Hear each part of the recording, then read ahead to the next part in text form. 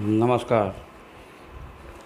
आज हम एमए उत्तरार्ध के द्वितीय प्रश्न पत्र आधुनिक काव्य में साकेत के अंतर्गत विरह वर्णन का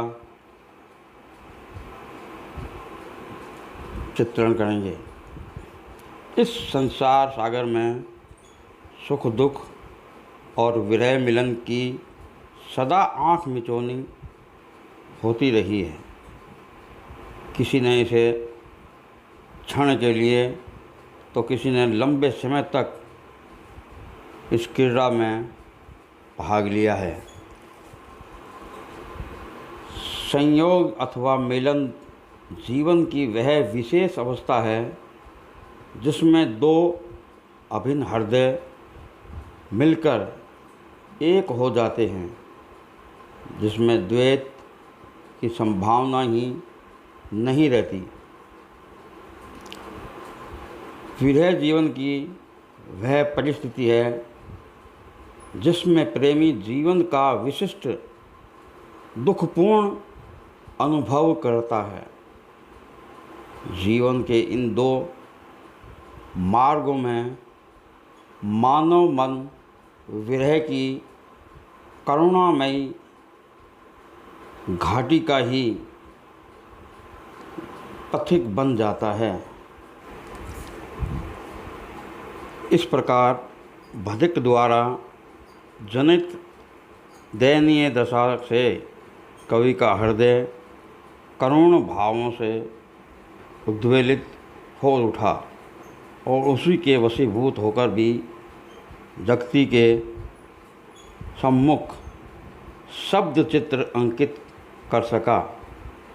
भावभूति ने तो नौ रसों में एको रस करुण एवं कहकर करुणा रस को प्रधानता दी है। करुण अभिव्यक्ति में गीति तत्व और संगीत तत्व की झंकार निहित है। इसी कारण सभी कवियों ने संयोग की अपेक्षा वियोग को अधिक महत्व दिया है। विरह की एक प्राचीन संस्कृत कवि ने इस प्रकार महत्व दिया। संगम विरह विकल्पे धर्मयमति विरहो न संग मृतस्या संगे शैव सब तब का त्रिभुवन मई तन में विरह। यही कारण है कि आदिकाल से ही कवियों ने वेदना और योग की धारा बहाकर मनुष्य का सारा कल्प धो दिया है। कवि के मन में एक विरहिणी नारी का निवास है जो लगातार अपनी वेदना की स्वर लहरी बहाती रहती है।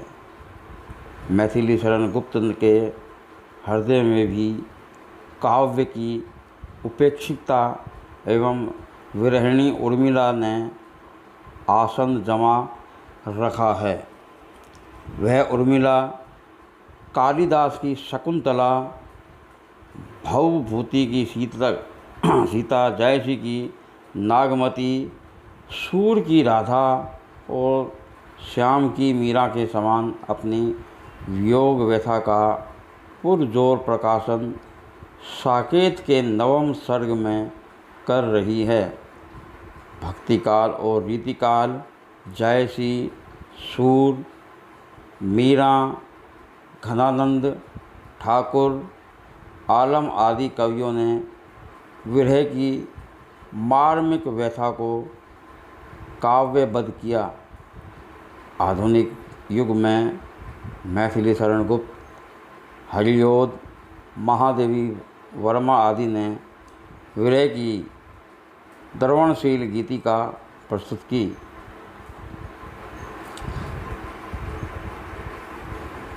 गुप्त जी ने उर्मिला को प्रोसित पति का नायिका के रूप में चित्रित किया है।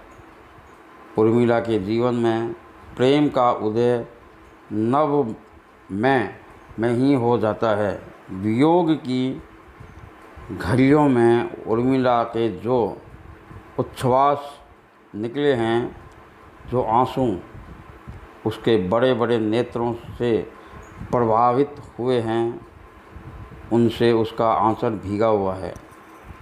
केवल नवम सर्ग ही नहीं, संपूर्ण साकेत उर्मिला के आंसुओं से गीला है। इस दृष्टि से साकेत को यदि विरह काव्य भी कहा जाए तो कोई अतिशयोक्ति नहीं होगी।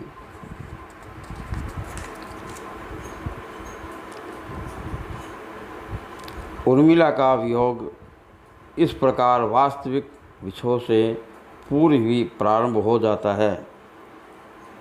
लक्ष्मण ने उसे साथ नहीं लिया।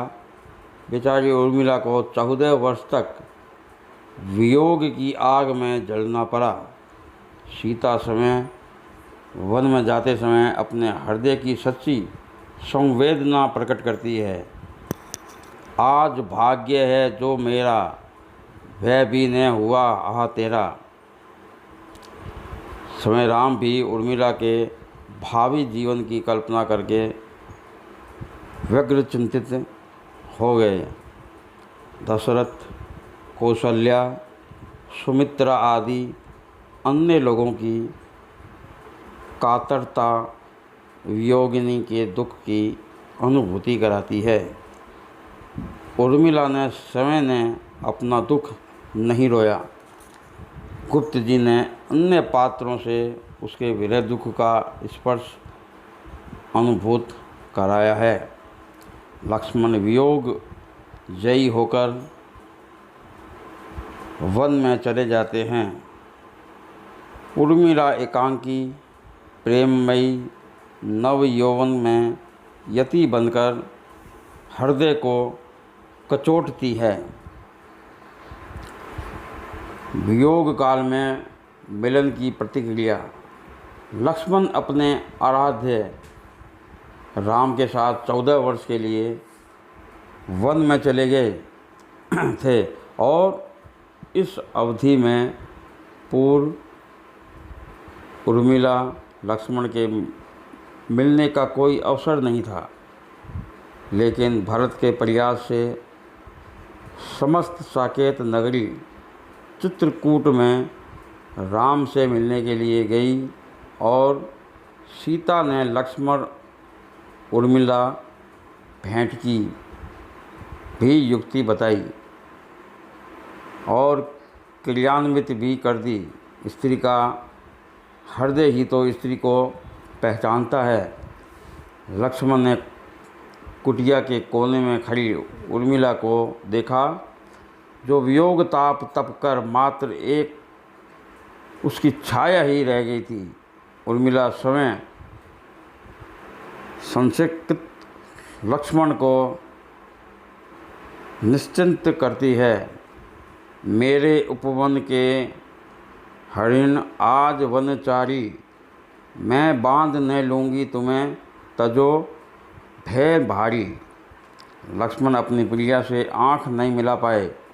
वे अपने मुख्य कर्तव्य से बंधे हुए थे, अतः अपनी ही प्रिया के चरणों में जा गिरे।